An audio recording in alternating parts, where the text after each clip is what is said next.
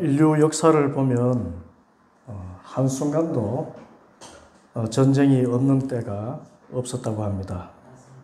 지금도 지구 한켠에서는 전쟁이 벌어지고 있지요. 그런데 이 전쟁은 비단 총과 칼을 들고 싸우는 그런 분쟁만을 말하는 것이 아닙니다. 우리 삶 자체가 전쟁 같습니다. 이 삶의 모든 영역에 전쟁이라는 말이 붙어 있습니다. 입시전쟁, 취업전쟁, 또 노사대립, 갑과 을의 전쟁. 급기야 어느 가수는 전쟁 같은 사랑이라고 노래했습니다. 사랑과 전쟁이라는 드라마도 있죠. 가정이 전쟁터가 되어 있습니다. 삶이 전쟁 같으니 모두가 전쟁을 치르는 병사처럼 불안하고 쫓기는 삶을 살아가고 있습니다. 특히 우리나라 대한민국은 이런 전쟁 지수가 매우 높은 상황이라 합니다. 남북의 대치 상황만이 아니라 세계 최고의 자살률과 세계 최저의 출산율을 보면 우리나라 사람들의 삶이 얼마나 전쟁 같은지 미루어 짐작할 수 있습니다. 왜 자살합니까? 사는 것보다 죽는 것이 낫다고 생각되기 때문이지요. 그만큼 삶이 죽음보다 더한 고통이라 생각되기 때문입니다. 왜 결혼을 하지 않고 또 결혼을 해도 출산하지 않을까요? 지금 나의 삶이 전쟁 같은데 이런 암울한 삶을 자녀에게 물려주고 싶지 않기 때문입니다. 어쩌다 이 나라가 세계에서 가장 살기 힘든 나라처럼 되어버렸을까요? 세계 경제대국 13위권에 있는 부강한 나라인데 왜 삶이 전쟁같이 되었을까요? 그리고 불가피하게 이 전쟁 같은 삶을 살아가야 한다면 이겨야 하지 않겠습니까? 그러면 신앙인으로서 우리는 어떻게 이런 전쟁 같은 삶에서 승리할 수 있을까? 오늘 말씀을 통해서 그 지혜와 능력을 얻게 되기를 바랍니다. 오늘 본문은 출애굽한 이스라엘 백성들이 역사상 처음 치르는 전쟁에 대해서 말씀합니다. 곧 아말렉과의 전쟁입니다. 18절. 그때에 아말렉 사람들이 몰려와서 르비딤에 있는 이스라엘 사람들을 공격하였다. 아말렉은 야곱의 형 에서의 손자 아말렉의 후손들입니다. 이스라엘이 야곱의 후손들이기 때문에 이스라엘과 아말렉은 혈족 관계입니다. 이렇게 보면 참 믿을 사람 없다 생각이 됩니다. 생존 경쟁에서는 혈육도 없고 피도 눈물도 없구나 여겨지는 것입니다. 당시 아말렉은 시나이 반도와 네게브 사막 북동쪽의 황폐한 땅에 살았습니다. 광야 자체가 척박한 곳인데 그 삭막한 광야 가운데서도 매우 열악한 곳에서 살았던 것입니다. 사람이 참 자기 삶이 힘들다 생각되면 다른 사람에 대해서 적대감을 갖기가 쉽습니다. 매우 싸나워집니다. 그래서 자기들의 삶도 힘든데 수백만의 이스라엘이 자기 땅 근처에 오니까 아예 접근하지 못하도록 기습 선제 공격을 한 것입니다. 이 경쟁 사회를 비유로 들자면 그 혈육도 제거할 대상이라 생각하고 있습니다. 이런 삭막하고 완악한 마음은 오늘을 사는 우리들도 마찬가지인 듯합니다. 그런데 아말렉이 더욱 악한 것은 이 아말렉이 이스라엘을 공격한 방법에서 나타납니다. 오늘 말씀에는 아말렉이 이스라엘 사람들을 공격했다고만 했는데 이후 40년이 지난 다음에 이스라엘 백성들이 이 가나안 입성을 앞둔 시점에서 모세가 아말렉을 언급하는데 그때 그 말씀을 보면 아말렉이 얼마나 사악한 자들인지 알 수가 있습니다.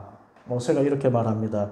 신명기 25장 17절에 당신들이 이집트에서 나오던 길에 아말렉 사람들이 당신들에게 한 일을 기억하십시오. 그들은 당신들이 피곤하고 지쳤을 때에 길에서 당신들을 만나 당신들 뒤에 처진 사람들을 모조리 쳐 죽였습니다. 그들은 하나님을 두려워할 줄 모르는 자들입니다. 주 당신의 하나님이 유산으로 주셔서 당신들로 차지하게 하시는 땅에서 주 당신들의 하나님이 당신들 사방의 적들을 물리치셔서 당신들로 안식을 누리게 하실 때에 당신들은 하늘 아래에서 아말렉 사람을 흔적도 없이 없애버려야 합니다. 이것을 잊지 말아야 합니다. 완전히 없애버려야 할 그런 족속으로 하나님께서 선포하셨어요. 그만큼 아꼈습니다. 어떤 악입니까? 같은 혈육인 이스라엘 백성을 공격한 것도 악한데 그 공격을 이스라엘이 피곤하고 지쳤을 때 했다는 것입니다. 무장도 하지 않은 민간인들 아닙니까? 그리고 특히 지쳐서 뒤처진 사람들을 골라서 모조리 쳐 죽였다고 했습니다. 성경에서 그냥 죽였다 그러지 않고 모조리 쳐 죽였다고 표현한 것을 보면 얼마나 그 살육이 잔인했는가 알 수가 있습니다. 우리 시대에 비유해서 말하자면 다른 사람의 약점을 철저히 이용하고 약자에게는 강하고 강자에게는 비굴한 그런 악한 사람의 모습이 떠오릅니다. 게다가 같은 혈족임을 알고 있을 텐데도 잔인하게 형제를 살육한 것입니다. 또 자기들과 같이 사는 것도 아니고 자기들이 사는 곳을 통과하려는 것뿐인데 손톱만한 작은 손해도 보지 않겠다는 건 아주 이기적인 생각이 가득 차 있습니다. 이런 악행에 대해서 하나님의 진노는 불과 같습니다. 이제 이 아말렉과의 전쟁에서 승리한 후에 주님께서 모세에게 말씀하십니다. 14절 너는 오늘의 승리를 책에 기록하여 사람들이 잊지 않도록 하고 여호수아에게는 내가 아말렉을 이 세상에서 완전히 없애서 아무도 아말렉을 기억하지 못하게 하겠다고 한 나의 결심을 일러주어라. 하나님은 아말렉 같은 악한 사람들은 이 세상에서 완전히 없애버리겠다고 결심하셨다는 것입니다. 하나님의 결심이에요. 그래서 이 말씀은 전쟁 같은 삶을 사는 우리에게 큰 위로가 됩니다. 지금 나의 약점을 이용하고 피도 눈물도 없는 악한 사람, 자기는 털끝만한 손해도 안 보겠고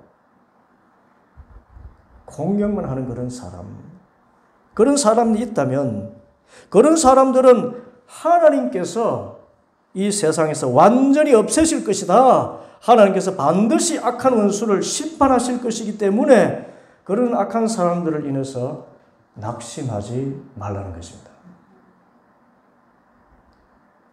그런데 같은 의미로 만일 내 주위에 삶에 지치고 대열에 뒤처진 사람들이 있다면 더구나 그가 나의 혈육이라면 우리는 어떤 경우에도 그들을 억울하게 하면 안 된다는 것을 기억해야 합니다.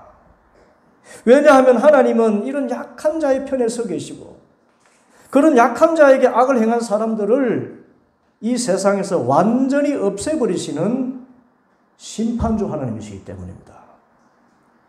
그래서 오히려 우리가 주위에 연약한 사람들, 특히 고난을 겪고 있는 혈육을 보게 된다면 최선을 다해서 도와줘야 됩니다. 이 일을 하나님이 얼마나 기뻐하시는지요. 약자를 억압하는 것을 그렇게 싫어하시고 약자를 보살펴주는 것을 정말 기뻐하셔요. 그리고 하나님께서 반드시 갚아주신다고 약속하셨습니다. 레위기 25장 35절 너희 동족 가운데 아주 가난해서 도저히 자기 힘만으로는 살아갈 수 없는 사람이 너희 곁에 살면 너희는 그를 돌보아 줘야 한다. 너희는 그를 나그네나 임시 거주자처럼 너희와 함께 살도록 해야 한다. 또 잠언 19장 17절에 가난한 사람에게 은혜를 베푸는 것은 주님께 구워드리는 것이니 주님께서 그 선행을 넉넉하게 갚아 주시리라 약속하셨어요. 그런데 우리가 이 전쟁 같은 삶에서 이기려면 먼저 이스라엘을 공격한 이 아말렉에 대해서 바로 알아야 됩니다. 이 아말렉은 악한 부족을 넘어서서 영적으로 원수 마귀를 상징한다는 것입니다. 여러분, 아말렉이 왜 사탄입니까? 그 하는 짓이 완전히 마귀 짓이기 때문입니다.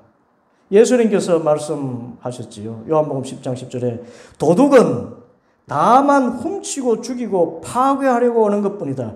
나는 양들이 생명을 얻고 또 더 넘치게 얻게 하려고 왔다.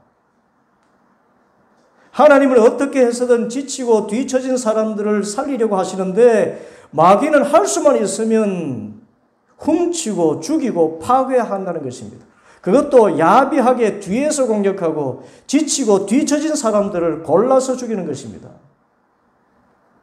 그래서 하나님은 이 아말렉이 사탄의 화신이기 때문에 이 아말렉을 이 세상에서 완전히 없애시겠다.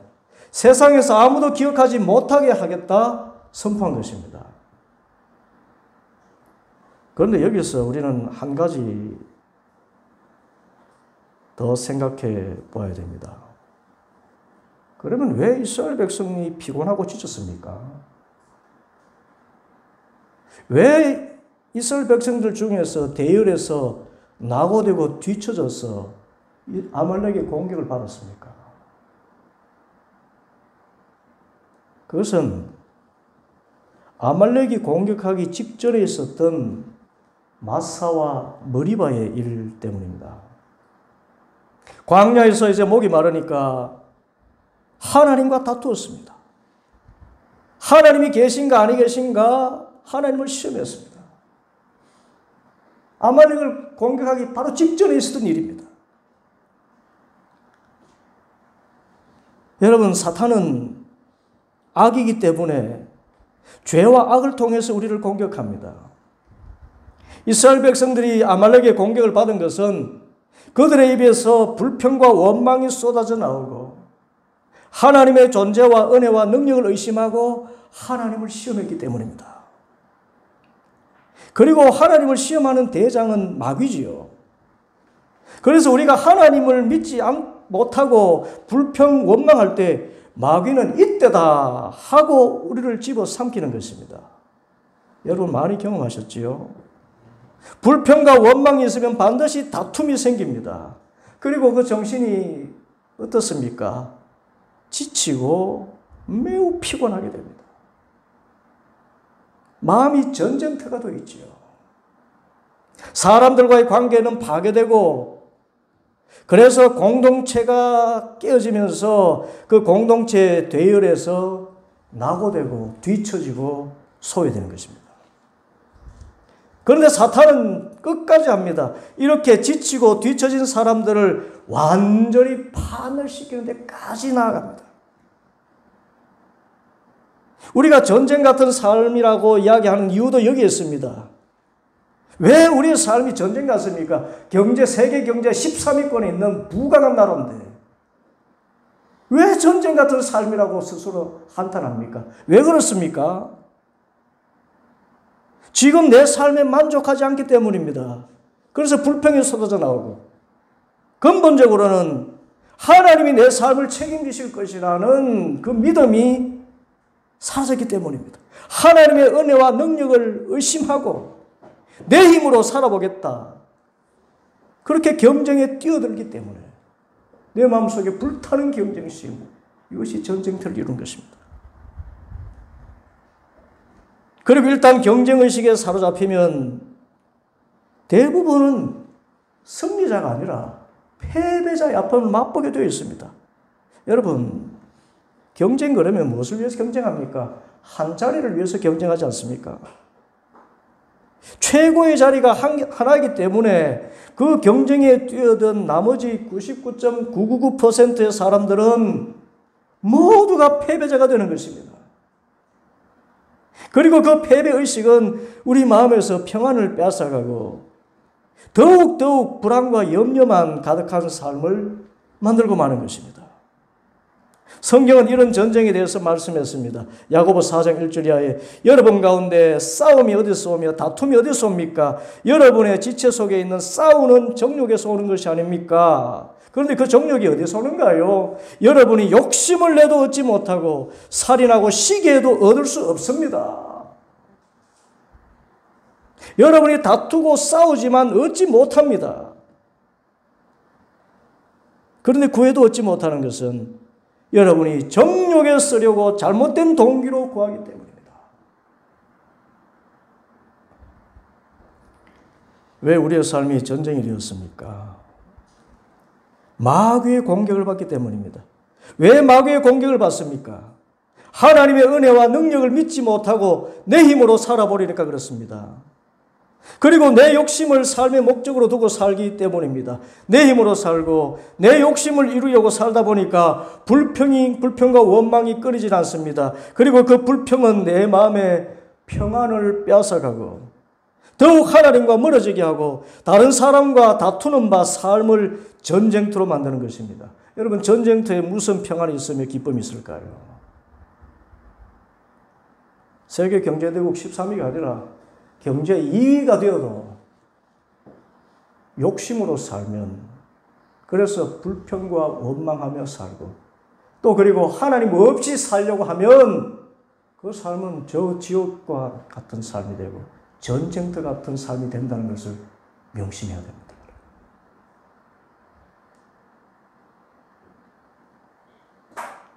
그러므로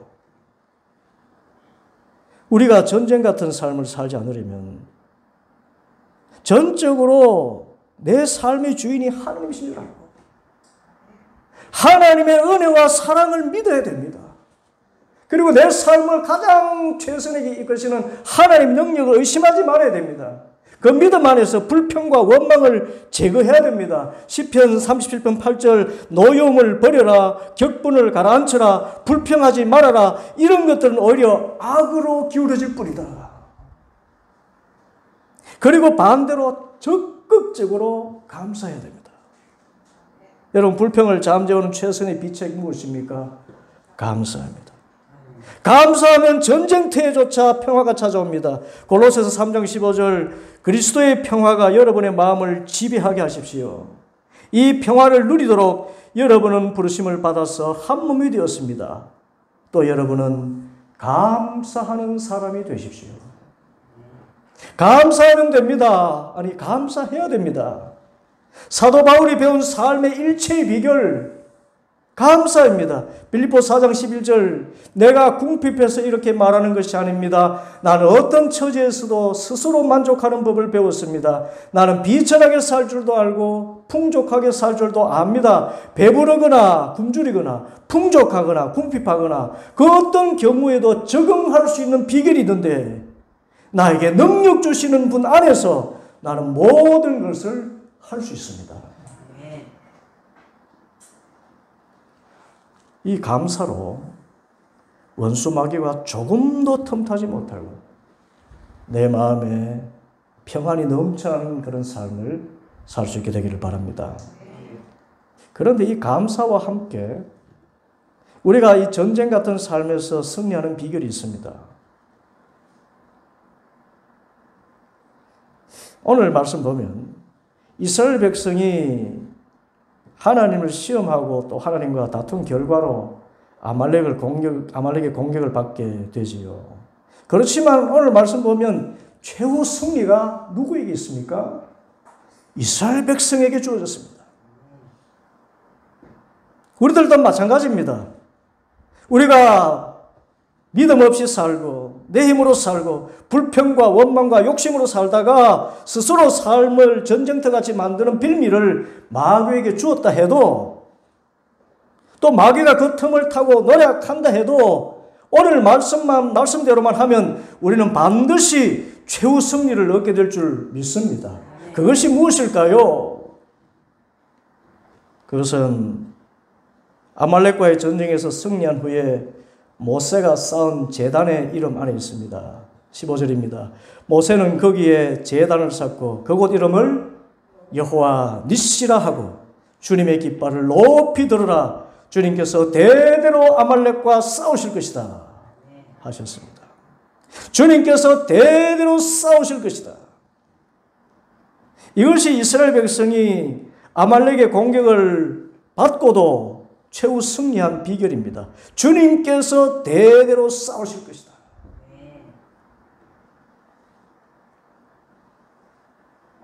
그런데 여러분, 원수 마귀를 한 번에 물리치시면 되지 왜 주님께서 대대로 싸우신다고 하셨습니까? 실제로 아말렉이 완전히 파멸된 것은 역사적으로 저 히스기야 시대에 가서야 이루어집니다. 오늘 말씀에 르비딤에서 아말렉을 무찔렀지만 하나님은 이 아말렉을 완전히 소멸시키지 않으시고 남겨두셨다가 사울이 왕이 되었을 때 아말렉의 모든 살아있는 것들을 완전히 멸절시키라고 명령하십니다. 그러나 사울은 순종하지 않지요. 자기 속에 오른 대로 양과 송아지며 좋은 것을 남겨둡니다.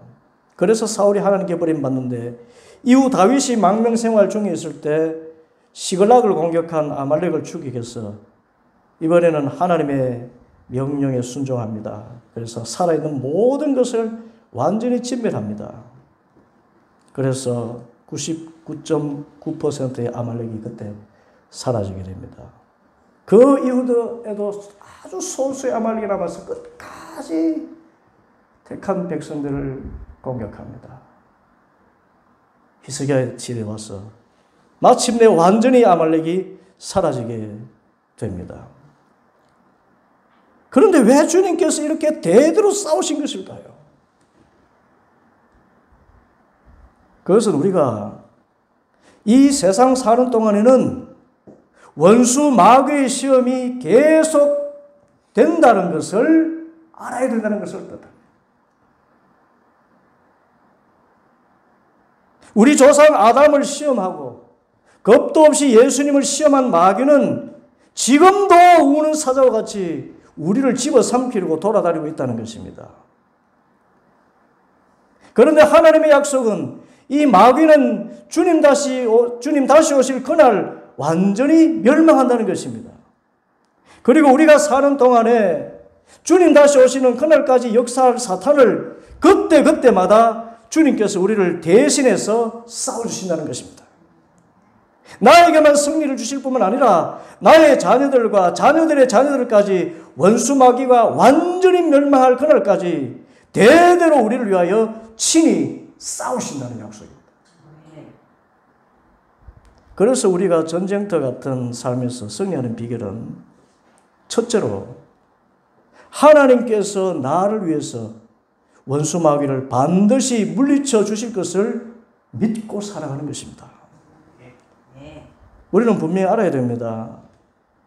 원수 마귀는 내가 이 세상 떠날 때까지 끝까지 공중권세를 잡고 나의 약점을 파고들고 도둑질하고 죽이고 멸망시키려 할 것입니다. 이거는 기억하고 있어야 됩니다. 성경에도 보니까 예수님을 시험한 마귀가 누가복음 4장 13절에 마귀가 모든 시험을 다한 후에 얼마 동안 떠나니라 했습니다. 원수 마귀는 우리의 삶을 전쟁같이 만들려고 끊임없이 도발할 것입니다. 그래서 때로 마귀의 시험에 넘어져서 피곤하고 지치고 대열에서 낙오되는 일이 생길 수도 있습니다. 그러나 우리에게는 하나님의 약속의 말씀이 있습니다. 내가 대대로 아말렉과 싸우리라. 그리고 우리에게 여호와 니시의 제단을 쌓도록 승리의 약속을 주셨습니다. 여호와 니시라 그랬습니다. 여러분, 여호와 니시는 여호와는 나의 깃발, 여기서 깃발은 군대의 깃발을 이야기합니다. 그래서 여호와는 승리자라는 뜻입니다. 전쟁에서 적군을 물리치고 나면 그 고지에다가 아군의 깃발을 꽂지요. 이와 같이 하나님은 원수 마귀와 친히 그리고 대대로 싸우셔서 우리로 하여금 대장 예수님의 깃발을 저 승리의 고지에 휘날리게 하실 줄 믿습니다. 그래서 어떤 이유로든 내 삶이 전쟁터가 되었을 때 나를 위해서 지금도 싸우시는 하나님의 능력을 절대적으로 의지해야 됩니다. 그리고 주님의 이름으로 마귀를 대적해야 됩니다. 야고보 4장 7절 그러므로 하나님께 복종하고 악마를 물리치십시오. 그리하면 악마는 달아날 것입니다. 마귀는 우리보다 고등한 존재고 하나님도 대적할 만한 그런 체급을 가진 존재이기 때문에 우리의 힘으로는 마귀를 물리칠 수 없습니다. 마귀의 계획에 그렇게 쉽게 넘어진 이유가 그게 있습니다. 불평과 원망과 의심으로 살다가 낭패와 실망을 겪고도 또다시 불평하고 원망하고 또 다투는 자리에 가게 되는 것. 마귀가 그만큼 강한 존재이기 때문에 그래요. 이런 일이 우리 일생 동안 계속될 것이고 우리의 대를 이어서 자손들에게도 계속될 것인데 그러나 그때마다 우리가 이길 수 있는 비결은 하나님이 원수 마귀를 물리치시는 절대 권능의 능력주 하나님이시기 때문입니다. 그래서 하나님께 복종하고 예수 그리스도의 이름으로 원수 마귀를 물리치면 악마는 타락하게 되는 것입니다. 이 믿음을 가지고 여호수아가 아말렉과 싸우러 나갔습니다. 9절 모세가 여호수아에게 말하였다. 장정들을 뽑아서 아말렉과 싸우러 나가라. 내일 내가 하나님의 지팡이를 들고 산꼭대기에 서 있겠다. 430년 동안 무기를 손에 들어본 적 없는 백성들입니다. 군사 훈련도 받지 못한 백성들입니다. 그들을 데리고 전투에 뛰어들라는 것입니다. 이 전투에 참가하는 장정들 참 충성된 사람들입니다. 그런데 여호수아는 정말 담대한 사람임에 틀림없습니다. 어떻게 오합지졸을 이끌고 대대로 게릴라 전술로 갈고 닦은 아말렉과 싸울 생각을 합니까? 그것은 모세를 통하여서 특별히 모세의 그 지팡이를 통해서 하나님께서 역사하시는 그 능력을 바로 옆에서 보고 하나님의 능력에 대한 전적인 신뢰하는 믿음을 가지기 때문입니다.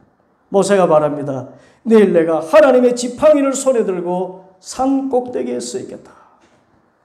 하나님의 지팡이는 모세같이 나이 들고 연약한 사람이라 할지라도 하나님의 종으로 부르신다는 것이고 또 하나님을 의지하면 지팡이 하나로도 홍해 가르고 반석에서 생수가 터지게 하는 능력을 주님께서 나타내신다는 것을 의미하는 것입니다. 여호수아는 그 지팡이를 보고 하나님이 반드시 대적을 물리치실 것을 믿었기 때문에 정말 담대하게 전투에 나간 것입니다. 주님 이름으로 나가면 아말렉을 물리쳐 주실 줄 믿습니다. 이 믿음입니다. 둘째로 전쟁 같은 삶을 이기는 비결은 기도하는 것입니다. 여호수아에게 명령한 모세는 하나님의 지팡이를 손에 들고 산 꼭대기에 섰습니다. 그런데 그냥 산 꼭대기에 선 것이 아니라 손을 들었습니다. 그런데 그냥 손을 든 것이 아니라 지팡이를 잡은 팔을 들었다 했습니다. 11절에 모세가 그의 팔을 들면 이스라엘이 더욱 우세하고 그가 팔을 내리면 아말렉이 더욱 우세하였다. 모세가 왜 팔을 들었습니까? 하나님께 모든 것을 의탁하고 기도한 것입니다. 주님 이전에 이 지팡이같이 연약한 저를 택하시고 이 지팡이로 바로의 손에서 이 백성들을 구하여 내신 주님, 이제도 주님 향하여 손들고 기도하오니 주님의 권능을 나타내소서. 저 대적 원수 마귀를 물리치시옵소서. 여러분, 마귀를 물리치는 길은 기도밖에 없는 줄 믿습니다. 기도밖에 없어요. 그리고 기도하면 반드시 하나님께서 일하십니다. 왜 기도해야 됩니까? 왜 지팡이를 들고 기도합니까? 모세의 힘이 아니라 하나님의 능력만이 원수 마귀를 물리치는 힘이고, 그리고 기도해야만 주님께서 이 힘과 능을 나타내어 주시기 때문입니다. 그리고 기도해서 얻은 승리라야 하나님께서 영광 받으시기 때문입니다.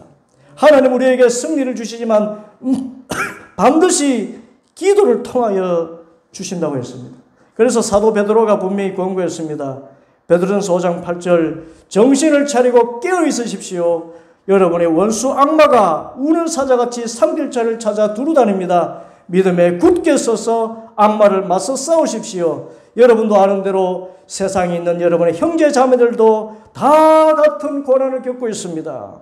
삶이 전쟁터 같은 고난을 겪고 있는데 그 고난의 중심에 원수 마귀가 있다는 것입니다. 이런 전쟁터 같은 삶에 세상은 어떤 해답도 주지 못하지만 우리에게는 크신 능력의 하나님이 계십니다. 그래서 전쟁터 같은 상황이라도 정신을 바짝 차리고 깨어 기도하면 하나님께서 친히 대신해서 원수 마귀와 싸우시고 마귀를 물리치셔서 우리에게 승리를 주신다는 것입니다. 정말 우리는 약합니다. 내 힘으로는 화살 하나 쏘지 못합니다. 내 힘으로는 작은 습관 하나 고치지 못해요.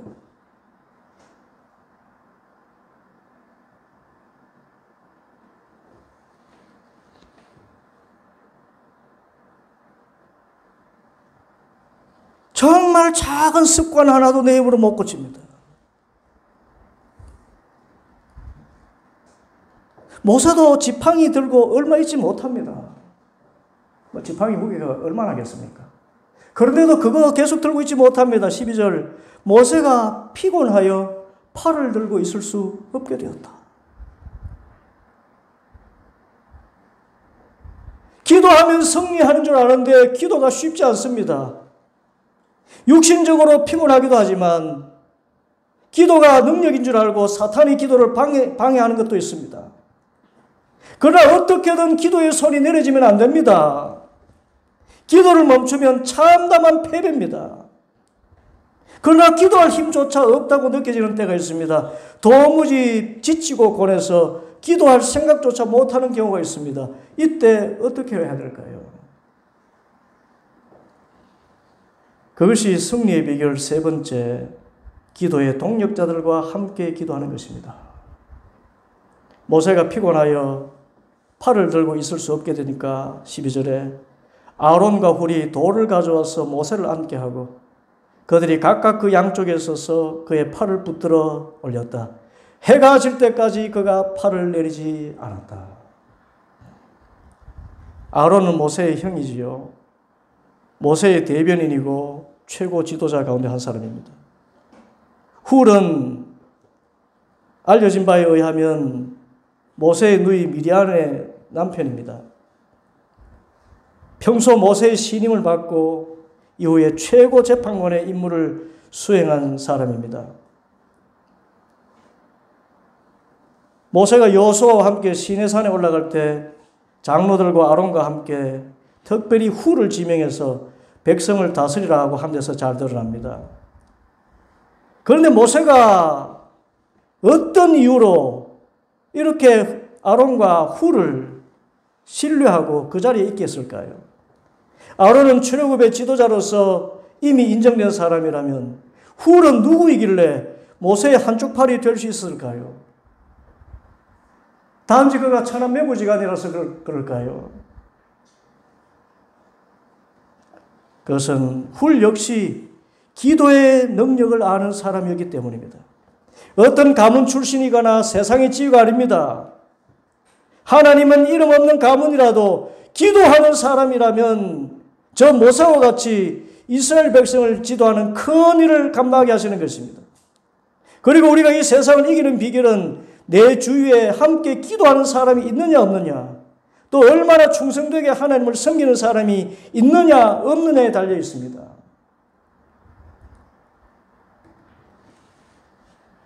그런데 이런 기도의 사람을 찾기조차 힘든 상황이 있습니다. 그때는 어떻게 해야 될까요? 아론과 훌과 같은 사람이 없을 때 어떻게 해야 될까요? 세상에 남아있다고 생각할 때 어떻게 해야 될까요? 그것은 세상 끝날까지 나와 함께 계시고 지금도 나와 함께 계시고 나의 중보자가 되셔서 보좌 우편에서 나를 위해서 친히 기도하시는 예수님을 의지하며 기도하는 데 있습니다. 네. 세상 다 떠날지라도 주님은 내 곁에 서 계십니다. 네. 나를 위해서 지금도 중보하시는 주님이십니다. 아론과 훌 정도가 아니라 나를 위해서 대신 팔을 들고 기도하시는 주님이십니다. 그 주님을 의지하고 기도하면 주님께서 나를 대신해서 강구하시고 성령님께서 역사하셔서 아말렉을 능히 물리치고 승리하게 될 줄 믿습니다. 네. 기도하는 한 사람이 기도하지 않는 한 민족보다 강하다고 했습니다. 청교도의 창시자인 존 낙스가 한 말입니다. 그는 스코틀랜드의 피해 여왕 메리와 투쟁하면서 개혁신학의 자유를 쟁취해낸 사람입니다. 전쟁에서 승리한 사람이에요. 전쟁에서 승리한 그가 기도를 이야기했습니다. 나의 욕심으로 말미암았든지 세상 가치관 때문에 내 삶이 전쟁터가 되었든지 어떤 경우에라도 다시 한번 믿음을 회복하고 주님의 힘을 의지해서 기도하면 주님께서 나를 대신해서 대대로 싸우실 줄 믿고 나의 삶과 내 자녀들이 하나님 나라의 평강과 기쁨으로 회복되는 그 역사가 나타나도록 기도에 전무하는 성도들 되기를 바랍니다. 주님께서 대대로 싸우시리라. 이 믿음으로 기도에 손 높이 들고 여호와 니시의 깃발을 휘날리며 살아가는 우리 모든 성도들 되기를 간절히 바랍니다. 기도하겠습니다.